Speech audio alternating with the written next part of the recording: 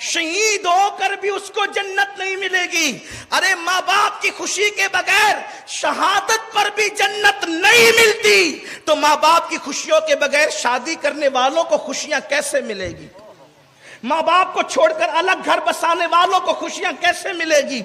کہاں ہے آج کے میرے جوان اور آج کل کی خواتین بھی، نوجوان لڑکیاں بھی گھر میں 6 مہینہ 4 مہینہ رہتی ہے اور پھر کہتی ہے اگر آپ کو میرے ساتھ رہنا ہے تو تمہارے ماں باپ کے ساتھ میں رہنا نہیں چاہتی، اور پھر وہ جورو کا غلام اپنی بیوی کی خاطر اپنے ماں باپ کو چھوڑ دیتا ہے۔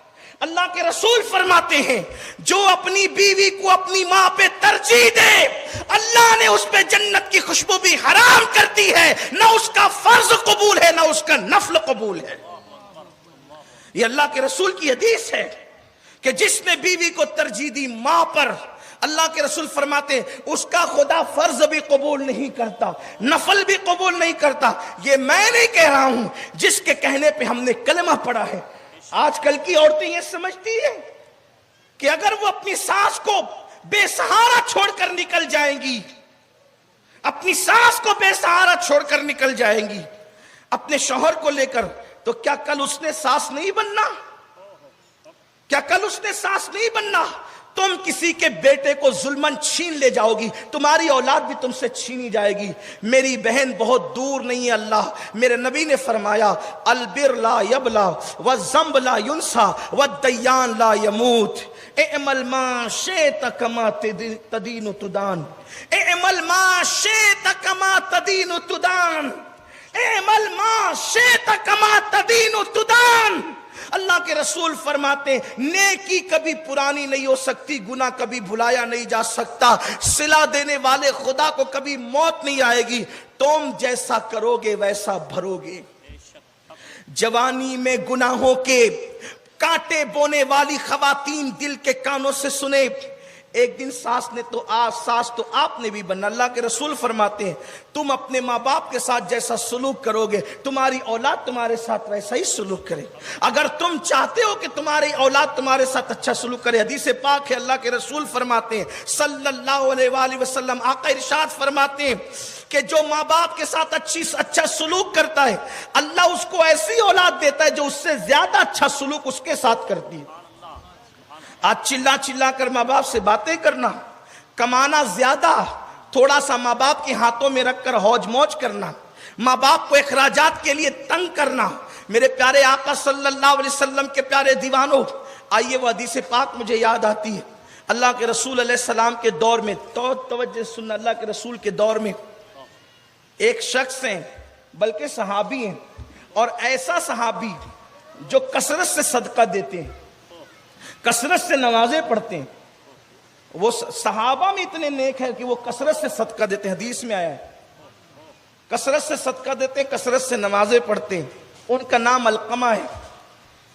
علقمہ، ان کی روح نکلنے والی ہے۔ اللہ کے رسول کے پاس کوئی آ کر کہتا ہے یا رسول اللہ وہ علقمہ کی روح نکلنے والی ہے۔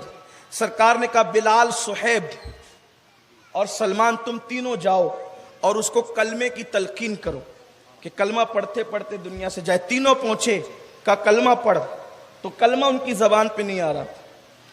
جو عورتیں اپنے شوہر کو ماں سے جدا کرتی ہیں، کیا وہ چاہتی ہیں کہ ان کا شوہر کلمے کے بغیر دنیا سے جائے؟ شوہر کو تم نے یہی صلہ دیا ہے شوہر ہونے کا؟ صرف ایک بڑھیا کو پالنے کی بات ہے عزت کے ساتھ، ایک بوڑھے کو پالنے کی بات ہے عزت کے ساتھ، وہ بھی ہم سے نہیں ہوتی۔ اور پھر کیوں پالنا ہے؟ کیونکہ انہوں نے ہمیں پالا ہے، انہوں نے ہمیں پالا ہے۔ یہ وہ لوگ ہیں جن کے چہرے پہ نگاہ اٹھتی ہے تو مقبول حج کا ثواب ملتا ہے۔ اللہ کے رسول فرماتے ہیں جس کو یہ پسند ہو کہ اللہ اس کی عمر لمبی کرے اور اس کے رزق میں برکت عطا کرے، وہ چاہے کہ اپنے ماں باپ کے ساتھ اس نے سلوک کرے۔ جو ماں باپ کے ساتھ اس نے سلوک کرے اللہ اس کی عمر لمبی کرتا ہے اور اس کے رزق میں برکت دیتا ہے، اس کو کبھی محتاج نہیں کرتا زمانے کا۔ یہ بزرگوں کے احترام پر یہ صلہ ہے، ماں باپ کے احترام پر یہ صلہ ہے۔ بلکہ قرآن تو کہتا ہے ماں باپ کے ساتھ اس طرح پیش آؤ فلا تقل لهما اوف، ان کے سامنے اوف یعنی ہوں بھی مت کہو۔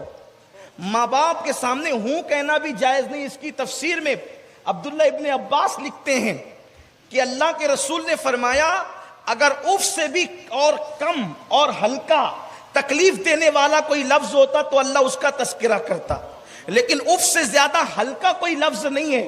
اس کا مطلب ماں باپ کے سامنے اف کہنے کی بھی اجازت نہیں ہے. اور ماں باپ کے سامنے جب بیٹھو تو ایسی عاجزی سے بیٹھو جیسے کوئی غلام اپنے آقا کے سامنے بیٹھا ہے. ارے جس کے یہاں لوم چلاتے ہو اس کی تو چاپلوسی کرتے ہو, اور ماں باپ کے سامنے سینہ تان کر آستینیں کھول کر کھڑے رہتے ہو. ترقی کرنے چلے ہو, کس کو ترقی ملے گی؟ ماں باپ کے گستاخوں کو, جن کو شہید ہو کر بھی جنت نہیں مل سکتی, ان کو دنیا میں کیا خاک ترقی ملے گی؟ ترقی کا اسی کا مقدر ہے جس کے دامن میں ماں باپ کی دعا ہے. سب کی چاپلوسیاں کرتے ہو, کبھی ماں باپ کے سامنے بھی تو غلاموں کی طرح رہو.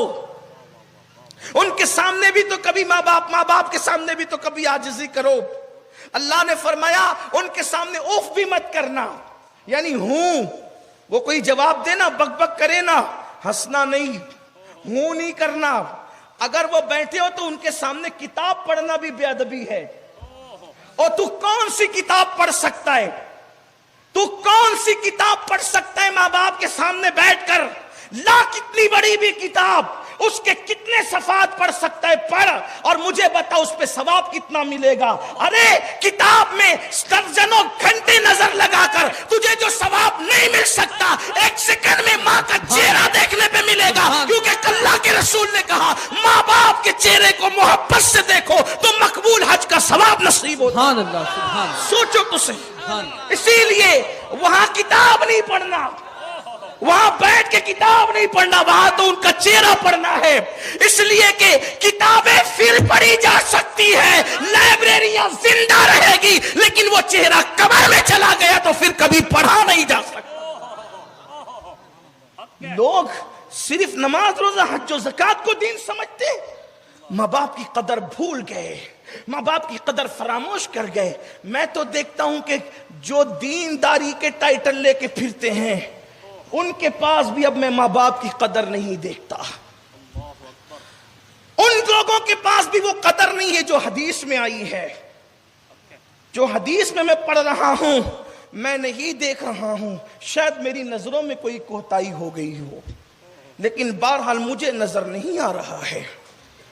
حضرت یوسف علیہ السلام باپ کے آنے پہ اٹھ کر کھڑے نہ ہوئے تو قدرت نے کہا یوسف اب کے بعد تیری نسل میں کوئی نبی پیدا نہیں ہوگا. اپنے ابا بھی آتے ہیں, لیڈروں کے لیے کھڑے ہونے والوں, کبھی باپ کے لیے بھی کھڑے ہوئے ہو؟ لیڈروں کے لیے کھڑے ہونے والوں کبھی ماں کے لیے بھی اٹھ کے کھڑے ہوئے ہو تعظیم میں؟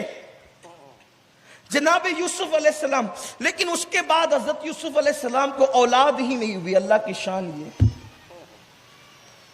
اس سے پہلے اللہ نے 10 بیٹے دیے, 10 کے 10 نبی, بعد میں نبوت تو خاندان میں, لیکن اس کے بعد کوئی بیٹا نہیں ہوا. آپ کیا سمجھتے ہیں ماں باپ کو؟ گھر کا کچرا.